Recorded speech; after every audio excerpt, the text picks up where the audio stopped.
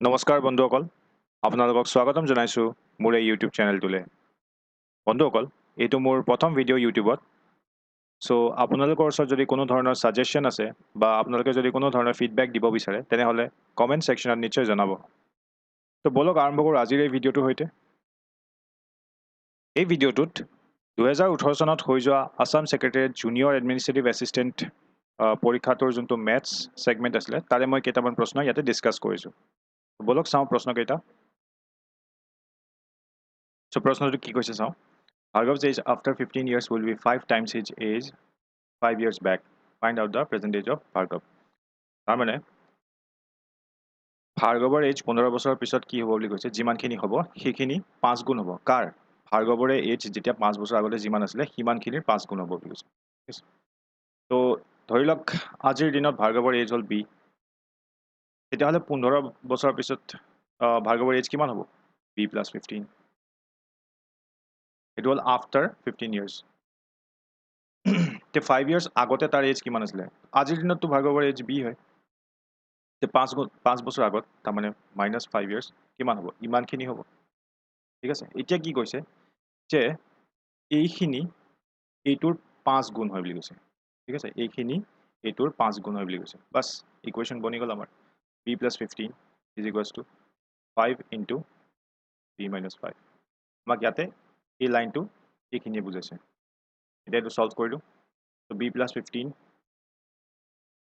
5 into b, 5b, minus 25, 5 into 5, 25. So 15 to ইয়াতে ৰাখো আৰু minus 25 to এইপিনে লৈ আহোঁ plus 25 হৈ যাব so 15 plus 25 এইপিনে 5b আৰু minus b আহিলে কিমান হ'ব সৰি এইপিনে আহি গ'লে minus b হৈ যাব এইটো হ'ব কিমান আহিলে 40 ইয়াত কিমান আহিলে 4b 40 by 4 equals to b এইখিনি মই যদি কেনচেল আউট কৰি দিওঁ তেতিয়া মই কি পাম b ৰ ভেলু পাম 10 তাৰমানে ভাৰ্গৱৰ আজিৰ দিনত তাৰ বয়স হৈছে 10 বছৰ এইটো হ'ল আনসাৰ বলক নেক্সটটো চাওঁ আচ্ছা A chair carrying a sale price of rupees 5,000 is sold at a discount of 4%. Thereby, the trader earns a profit of 20%. The trader's cost price of the chair is. কি কৈছে এখন চকী আছে যাৰ দাম হ'ল 5,000 টকা ঠিক আছে বেপাৰীজনে সেই চকীখন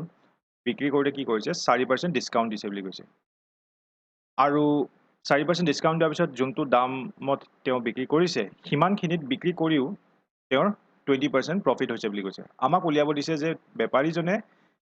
কিনা দামটো কিমান আছিলে চকীখনৰ কিনা দামটো কিমান আছিলে সেইটো উলিয়াব দিছে ঠিক আছে তো কৰোঁ বলক চকীখনৰ দাম কিমান 5,000 টকা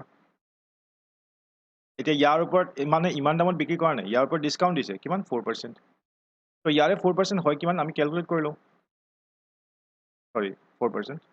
4% মানে কি 4/100 ইয়াৰ দুটা জিৰ' কাটা যাব আৰু তেতিয়াহ'লে 50 into 4 কৰিলে আমি পাম 200 rupees তাৰমানে চকীখন বিক্ৰী কৰোঁতে 200 টকা ডিছকাউণ্ট দিছে তাৰমানে বিক্ৰী কিমানত কৰিলে বিক্ৰী কৰিলে 5,000 minus 200 4,800 এইটো কি হয় SP হয় আমাক উলিয়াব দিছে ট্ৰেডাৰজনে কিনা দামটো তো আমি ভাবি লওঁ বা ধৰি লওঁ যে কিনা দামটো কিমান হয় X ঠিক আছে এতিয়া এইটো কি হয় এইটো কিনা দাম মানে CP এতিয়া এই কিনা দামটোৰ লগত যদি মই প্ৰফিট এড কৰি দিওঁ তেতিয়াইতো মোৰ SP টো পাম ঠিক আছে ইয়াৰ লগত প্ৰফিট এড কৰি দিম প্ৰফিট কিমান হয় এইটোতো আমাক প্ৰশ্নত দিয়াই আছে যে 20% হয় তো 20% কাৰ প্ৰফিট হৈছে সি যিমান দামত কিনিছে তাৰে 20% ঠিক আছে তাৰমানে 20% অফ X এইখিনি কি হয় প্ৰফিট এতিয়া যেতিয়া কষ্ট প্ৰাইচ প্লাছ প্ৰফিট আমি এড কৰি দিওঁ তেতিয়া আমি কি পাওঁ চেলিং প্ৰাইচ মই ফৰ্মুলাতে লিখি দিছোঁ SP is equals to CP plus profit ঠিক আছে এইখিনি ইকুৱেলছ টু কি হ'ব CP প্লাছ প্ৰফিট কিমান কি হ'ব এইটোৱে হ'ব SP এতিয়া SP টোতো আমি জানোৱেই কিমান হয় 4,800 তাৰমানে এইখিনি ইকুৱেলছ টু এইখিনি হ'ব অ'কে এতিয়া মই যদি এই ইকুৱেশ্যনটো ছল্ভ কৰি দিওঁ তেতিয়া মই Xৰ ভেলু পাই যাম তো আমি ইয়াক কাটি কুটি কিনে অলপমান সৰু কৰি লওঁ চ' 20/100 মানে কিমান হ'ব 1/5 ঠিক আছে X plus 1/5 X equals to 4,800 year LCM লৈ লওঁ 5 ইয়াত কিমান আহিব লাগিব 5x আহিব ইয়াত আহিব x ইয়াত আহিব 4800 তো ইয়াত আহিলে 6x এপিনে আহিলে 4800 এই 5 টো যে আছে এইটো এপিনে আহিলে মাল্টিপ্লাই হৈ যাব এতিয়া x ইকুৱেলছ টু কিমান হ'ব 4800 ইনটু 5 ডিভাইডেড বাই 6 6 এ দি ইয়াক কিমান টাইমছত যাব ইয়াক যাব 800 তো 800 ইনটু 5 কৰিলে কিমান আহিলে 4000 rupees তাৰ মানে বেপাৰীজনে কিনা দামটো আছিলে 4000 টকা সেইকাৰণে যেতিয়া 4800 টকাত বিক্ৰী কৰিলে তেওঁৰ লাভ হ'ল কিমান পাৰ্চেণ্ট 20% এইটো হ'ল আনসাৰ তো নেক্সট চাওঁ তো কি কৈছে ইয়াতে an express train travels at an average speed of 120 km per hour stopping for 4 minutes after every 80 kilometers how long will it take to reach a destination of 960 kilometers away তো কি কৈছে এখন train যাৰ speed 120 km per hour হয় এই ট্ৰেইনখন এটা distance cover কৰিব লাগে কিমান 960 কিলোমিটাৰ কিন্তু এই ডিষ্টেঞ্চটো কভাৰ কৰোঁতে কি কৰিছে মাজত ৰৈ আহিছে ঠিক আছে ইয়াত কৈছে যে ট্ৰেইনখনে যেতিয়াই এটা 80 কিলোমিটাৰ কভাৰ কৰে তাৰ পিছতে এটা 4 মিনিটৰ ব্ৰেক লয় তাৰমানে প্ৰত্যেকটো 80 কিলোমিটাৰ কভাৰ কৰাৰ পিছতে এটা 4 মিনিটৰ ব্ৰেক লয় ঠিক আছে এনেকৈ মানে কি হৈছে 80 কিলোমিটাৰ যায় তাৰপিছত 4 মিনিটছ ব্ৰেক লয় তাৰপিছত আকৌ 80 কিলোমিটাৰ যায় তাৰপিছত আকৌ ব্ৰেক লয় এনেকৈ এই গোটেই ডিষ্টেঞ্চটো কভাৰ কৰিছে তো এইটো আপোনাৰ টাইম স্পীড এণ্ড ডিষ্টেঞ্চৰ অংক হয় আৰু এইটো এটা মডাৰেট লেভেল কুৱেশ্যন বহুত ইজিও নহয় আৰু বহুত টানো নহয় তো ইয়াত এটা জাষ্ট টুইষ্ট আছে সেই টুইষ্টটো যদি আপোনালোকে যদি বুজি পাই যায় তেতিয়াহ'লে কুৱেশ্যনটো সিমান এটা টান নহয় আৰু তো ইয়াত টাইম স্পীড এণ্ড ডিষ্টেঞ্চৰ ফৰ্মুলা ইউজ হ'ব that is D is equals to S T D is equals to S T মানে ডি মানে হ'ল ডিষ্টেঞ্চ আৰু এছ মানে হ'ল স্পীড আৰু টি মানে হ'ল টাইম এতিয়া প্ৰথমতে ঘটনাটো অলপমান সহজভাৱে বুজি লওঁ ধৰি লওক এইটো ডিষ্টেঞ্চটো হয় ঠিক আছে এই জেগাৰ পৰা ষ্টাৰ্ট কৰিব ট্ৰেইনখন বিলৈকে গৈ পাব লাগে ঠিক আছে এতিয়া কি কৰিছে ট্ৰেইনখনে প্ৰথম ইয়াৰ পৰা ষ্টাৰ্ট কৰিলে যেতিয়াই 80 কিলোমিটাৰ ডিষ্টেঞ্চ কভাৰ কৰিলে মানে ইয়াৰ পৰা এইলৈকে 80 কিলোমিটাৰ আহিলে তাৰপিছত কি কৰিছে ইয়াতে ৰৈ দিছে কিমান 4 মিনিটছ নেক্সট ইয়াৰ পৰা আকৌ 80 কিলোমিটাৰ গ'ল যেতিয়া 80 কিলোমিটাৰ কভাৰ হৈ গ'ল এইখিনিতে আকৌ ৰখি দিলে আৰু ইয়াত কি কৰিছে আকৌ 4 মিনিটছৰ ব্ৰেক লৈছে তেনেকৈ এই প্ৰচেছটো কণ্টিনিউ হৈ আছে ঠিক আছে কেতিয়ালৈকে কণ্টিনিউ হ'ব যেতিয়ালৈকে এই গোটেই ডিষ্টেঞ্চটো কভাৰ নহয় ডিষ্টেঞ্চটো কিমান হয় 960 কিলোমিটাৰ এই ডিষ্টেঞ্চটো ইয়ালৈকে 960 ঠিক আছে এতিয়া আমি গম পালোঁ যে 80 এনেকৈ বাঢ়ি গৈ আছে তো এনেকুৱা 80 কেইটা আহিব আৰু ট্ৰেইনখন কিমান ৰখিব কিমান সময় ৰখিব সেইটো জানিবৰ কাৰণে আমি এই 80 কেইবাৰ হ'ব সেইটো আমি বিচাৰি উলিয়াব লাগিব এইটো কেনেকৈ উলিয়াম 960 ডিভাইডেড বাই 80 কৰিম টোটেল ডিষ্টেঞ্চ ডিভাইডেড বাই একবাৰ এটা সময়ত কিমান যায় 80 কিলোমিটাৰ যায় চ' এইখিনি যদি কৰিলোঁ তেতিয়াহ'লে মই কিমানবাৰ 80 যাব লাগে এইটো মই গম পাই যাম ত' এইখিনি যদি মই কেঞ্চেল আউট কৰোঁ 960 ডিভাইডেড বাই 80 তেতিয়াহ'লে আপোনাৰ হ'ব 12 তাৰমানে 12 টাইমছ 80কে যাব ত' ফাৰ্ষ্ট এইটো 80 গ'ল এনেকৈ গৈ থাকিব বাৰবাৰ আচ্ছা মই বুজিবৰ কাৰণে যাতে সহজ হয় মই ইয়াতে গ্ৰাফত বনাই দিওঁ মানে এনেকৈ ড্ৰয়িং বনাই দিওঁ ত' ইয়াত আহিলে 80 ত' এনেকৈ আহিব ইয়াতে 3 4 5 6 7 8 9 10 11 আৰু ইয়ালৈকে আহি গ'ল 12 ঠিক আছে তেনেকৈ 80কে গৈ আছে আৰু তেনেকৈ এই লাইন যোনবিলাক আছে যোন জেগাত মই লাইন কেইটা ড্ৰ কৰিছোঁ তাতে 4 মিনিটছকৈ ৰখি গৈছে ঠিক আছে এনেকৈ কেইবাৰ 80কে গৈছে 12 টাইমছ তেতিয়াহ'লে ৰোৱা জেগা কিমান হৈছে তো ৰোৱা জেগা এইকেইটা হয় 1 2 3 5 6 9 10 11 তাৰ মানে 80 টাইমছ যেতিয়া 12 টাইমছ যেতিয়া 80কে যাব তেতিয়া 11 টাইমছ ৰখিব লাগিব ঠিক আছে তো আপোনালোকৰ মানে এটা প্ৰশ্ন আহিব পাৰে যে ইয়াত কিয় ৰোৱা মানে এইটো আমি কিয় কাউণ্ট কৰা নাই আৰু মানে এ আৰু বি পইণ্টত কিয় কাউণ্ট কৰা নাই তো ইয়াত কি হৈছে ট্ৰেইনখন ইয়াৰ পৰা ষ্টাৰ্টেই হৈছে ঠিক আছে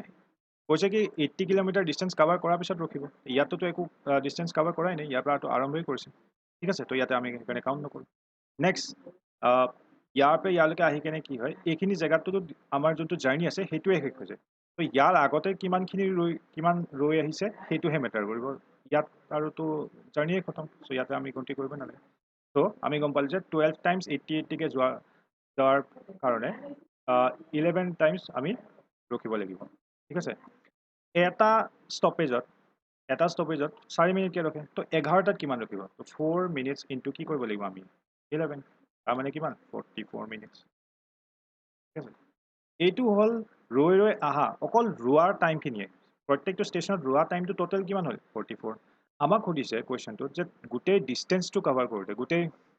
ইয়াৰ এ পইণ্টৰ পৰা আহি কেনে বি পইণ্টলৈকে আহি পাওঁতে কিমান সময় লাগিছে তো তাৰ কাৰণে আমি এইটোতো জানিব লাগিব যে ট্ৰেইনখনে ট্ৰেভেল কৰা টাইম কিমান লৈছে তো ট্ৰেভেল কৰা টাইমৰ কাৰণে আমি এই ফৰ্মুলাটো ইউজ কৰিম আমি জানো যে গোটেই টোটেল ডিষ্টেঞ্চ কিমান হয় তো 960 কিলোমিটাৰ ঠিক আছে ট্ৰেইনখনৰ স্পীড কিমান হ'ল 120 কিলোমিটাৰ পাৰ আৱাৰ ঠিক আছে আৰু টাইমটো ইয়াৰ পৰা ওলাই যাব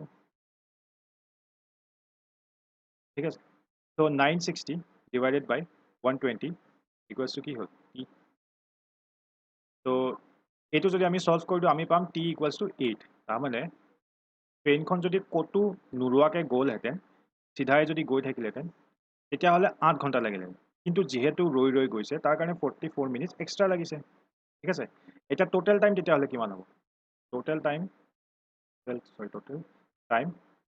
হ'ব 8 আৱাৰ্ছ প্লাছ 44 মিনিটছ তাৰমানে 8 আৱাৰ্ছ 44 মিনিটছ এইটোৱে হ'ল আমাৰ আনচাৰ তো এনেকুৱা ধৰণৰ প্ৰশ্ন যদি আগলৈ আহে তেতিয়াহ'লে আশা কৰোঁ আপোনালোকে কৰিব পাৰিব আৰু যদি ইয়াতে কনফিউজন আছে যে এইটো তো এটা বহুত সৰু ডিষ্টেঞ্চ হয় তাৰ কাৰণে মই এইটো ড্ৰ কৰি কেনে উলিয়াই ল'ব পাৰিলোঁ যদি অলপমান ডাঙৰ ডিষ্টেঞ্চ হ'লহেঁতেন যদি 960 নহয় কেনে 9600 হ'লহেঁতেন তেতিয়া কি কৰিলোহেঁতেন একো নহয় আমি কিমান টাইমছ যাব লাগে সেইটো যদি কেলকুলেট কৰিব পাৰোঁ তেতিয়াহ'লে কিমান বাৰ ৰৈ গৈছে সেইটো আমি উলিয়াব পাৰিম কেনেকৈ 12 বাৰ যদি গৈছে তেতিয়াহ'লে 11 বাৰ ধৰিম ঠিক আছে যদি 5 বাৰ গৈছে তেতিয়াহ'লে 4 বাৰ ধৰিম তাৰমানে 1 মাইনাছ কৰি ধৰিব লাগিব মই আকৌ এবাৰ বুজাই দিছোঁ ধৰি লওক এটা ডিষ্টেঞ্চ কাভাৰ কৰিব লাগে এখন ট্ৰেইনে এ পৰা বিলৈকে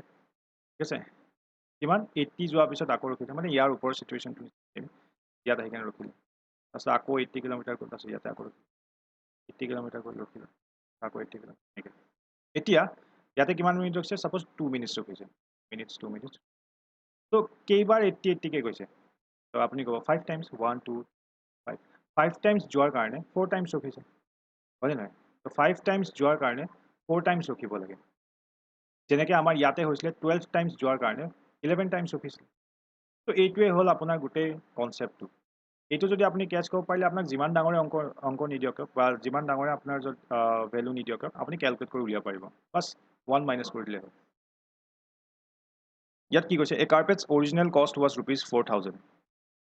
during festival season the carpet was sold offered for a sale at 110% of its actual cost. Later, the carpet was sold at a discount of 20%. How much did the carpet fetch for its sale?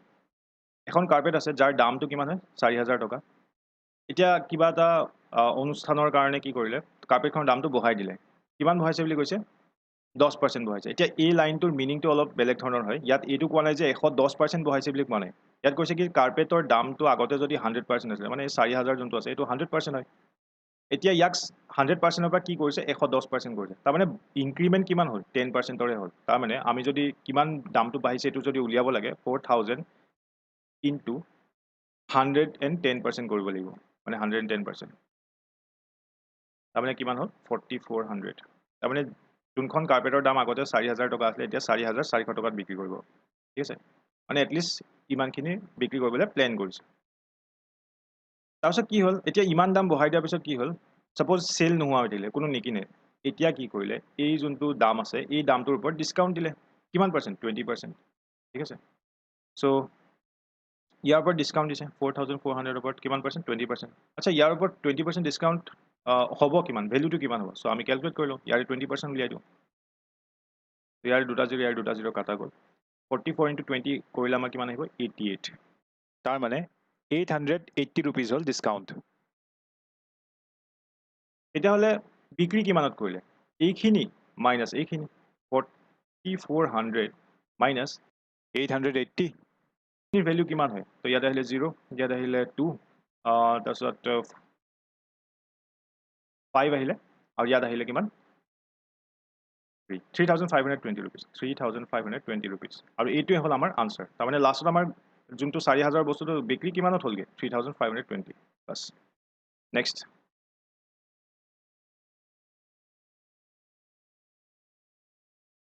কি কৈছে ইয়াতে a library has a average of 510 visitors on Sunday and 240 on the other days.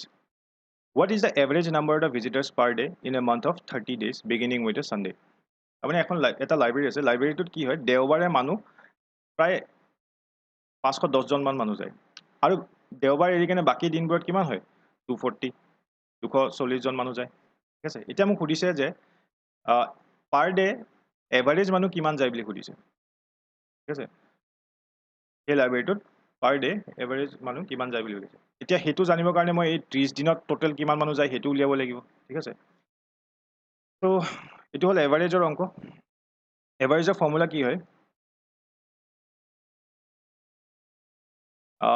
average equals to sum of observation, short form লিখিছো অলপ, total number of divided by total number of observation. এতিয়া ইয়াৰে যোনটো meaning হয় এইটো কুৱেশ্যনৰ হিচাপত change হ'ব। এতিয়া এই কুৱেশ্যনটোৰ কাৰণে এই মিনিংটো কেনেকুৱা হ'ব যে এনেকুৱা ধৰণৰ ইয়াত আহিব sum of visitors, sum of visitors মানে 30 দিনত কিমানখিনি মানুহ যায়, sum of visitors divided by number of days আহিব। তো এইটো কৰিলে আমি পাৰ ডে কিমান এভাৰেজ ভিজিটৰ আহে সেইটো আমি উলিয়াব পাৰিম। আচ্ছা, ইয়াত এটা টুইষ্ট এটা আছে। ইয়াত কৈছে আমি 30 দিনৰ উলিয়াব লাগে, কিন্তু 30 দিনৰ এটা মাহৰ এভাৰেজ উলিয়াব লাগে, কিন্তু সেই মাহটো আৰম্ভ হৈছে ছানডে দি কেনে। ঠিক আছে, তো প্ৰথম দিনটোৱে হ'ল ছানডে। ঠিক আছে, 30 দিনৰ যদি মই প্ৰথম দিনটো বাদ পেলাই দিওঁ তেতিয়াহ'লে কিমান দিন থাকিব 29 ডেজ। এতিয়া এই 29 ডেজত আপোনাৰ কিমান কেইটা দেওবাৰ থাকিব, সাধাৰণতে 28 দিনত 4টা দেওবাৰ থাকে, তো এইটো কি হয় 29 হয়। তো ইয়াতে কেইটা দেওবাৰ থাকিব 4টাই দেওবাৰ থাকিব। তো ইয়াতে আহিলে 4টা দেওবাৰ ছানডে আৰু 25টা নৰ্মেল ডেজ বাকী দিনবিলাক। ঠিক আছে, তাৰমানে অল টুগেডাৰ ছানডে কিমান হ'ল, মইতো এইটো এক্সট্ৰাকৈ লিখি লৈছোঁ, কিন্তু সেইটোতো এই মাহতে পৰে। তাৰমানে এইটোও ছানডে এইটোৰ মাহৰ মানে 30 ডেজৰ ভিতৰতে পৰিব। তাৰমানে টোটেল ছানডে কিমান আহিলে 5টা ছানডে। ঠিক আছে, আৰু নৰ্মেল ডে কেইটা হ'ল 25টা।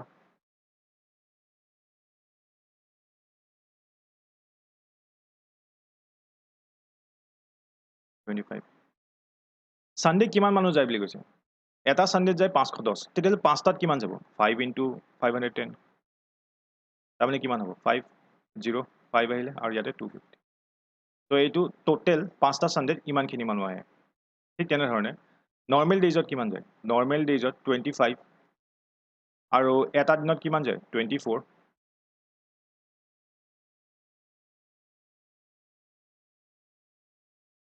সৰি 240। তেতিয়াহ'লে 25 ডেইজত কিমান মানুহ যাব, মানে 25 ডেইজত টোটেল কিমান মানুহ আহিব। তো ইয়াৰ হ'ব মিনিং 6,000 হ'ব। ঠিক আছে, 25 × 24 কিমান হয় 600 আৰু এটা 0, তো 6,000। তেতিয়াহ'লে টোটেল 30 দিনত কিমান মানুহ আহিলে, টোটেল 30 দিনত ইমানখিনি মানুহ আহিলে, 5টা দেওবাৰ আৰু 25টা আপোনাৰ নৰ্মেল ডেজ। তো এইখিনি মিলাই দিলে আপোনাৰ কি হ'ল 30 দিন হৈ গ'ল। চ' ইয়াতে কিমান মানুহ গ'ল 2,550 প্লাছ 6,000, তাৰমানে কিমান হ'ল এইখিনি প্লাছ কৰিলে আমাৰ কিমান আহিব 8,550। 8,550 মানুহ যায় কিমান 30 দিনত। তেতিয়াহ'লে মোক উলিয়াব কি দিছে এভাৰেজ। তো এভাৰেজৰ ফৰ্মুলাটো জানোৱে যে ছাম অফ ভিজিটাৰ্ছ ইমান বাই নাম্বাৰ অফ ডেজ কিমান 30। বাছ এইটো যদি মই কেঞ্চেল আউট কৰি দিওঁ তেতিয়া মোৰ আনচাৰটো ওলাই যাব। চ' কৰি চাওঁ কেনেকৈ হয়। 0 কাটা গ'ল, 855 কিমান টাইমছত যাব 3 2 টাইমছ, 3 ইয়াতে আহিলে 25 হ'ব, 25 হ'লে 8 টাইমছ। তো আৰু এটা 1 থাকিলে 1টো কেৰি হ'ল এইপিনে 15ত, চ' 55 টাইমছ। তো আমাৰ আনচাৰ হ'ল 285। তাৰমানে পাৰ ডে 285 ভিজিটাৰ্ছ এভাৰেজ ভিজিটাৰ্ছ ভিজিট কৰে আপোনাৰ লাইব্ৰেৰীটো। এইটো হ'ল আনচাৰ। নেক্সট, তো এই প্ৰশ্নটো কি কৈছে, a distance between two station A and B is 778 kilometre. A train covers the journey from A to B at 84 km/h and returns back to A with a uniform speed of 56 km/h. Find the average speed of the train during the whole journey. So ঘটনাটো কি হৈছে এডোখৰ জায়গা আছে মানে এনেকুৱা এটা distance আছে A আৰু B আৰু ইয়াৰ মাজৰ যোনটো ডিসটেন্স এখিনি কিমান হয় বুলি কৈছে 778 কিলোমিটাৰ ঠিক আছে এখন ট্ৰেইন A জায়গা দুখৰৰ পৰা B লৈ যায় কিমান স্পিডত 84 km/h ঠিক আছে গৈ পাই পেলাই বিৰ পৰা আকৌ ৰিটাৰ্ণ আহে কিমান স্পিডত আহোঁতে কিন্তু স্পিডটো হলনি হৈ যায় কিমান হৈছে বুলি কৈছে এতিয়া 56 km/h স্পিডতহে আহে ঠিক আছে এতিয়া আমাক সুধিছে যে এই গোটেই জাৰ্নিটোত মানে এৰ পৰা বিলৈ গৈ আৰু ঘূৰি অহাত এভাৰেজ স্পিড কিমান হয় বুলি কৈছে ঠিক আছে তো তাৰমানে এইটো এভাৰেজ স্পিডৰ ফৰ্মুলা ইউজ হ'ব আচ্ছা এভাৰেজ স্পিডৰ ফৰ্মুলাটো হ'ল আপোনাৰ এভাৰেজ স্পিড ফৰ্মুলাটো হ'ল আপোনাৰ total distance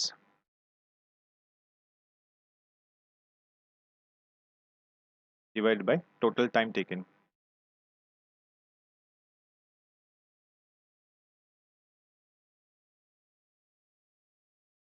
কিন্তু এই প্ৰশ্নটোত আমি এই ফৰ্মুলাটো ইউজ নকৰোঁ কাৰণ প্ৰথম হ'ল এইটো বহুত দীঘল হ'ব আৰু ছেকেণ্ড হ'ব যোনটো ভেলু আহিব এইটো পইণ্টত আহিব তো কেলকুলেট কৰাটো অলপমান টান হ'ব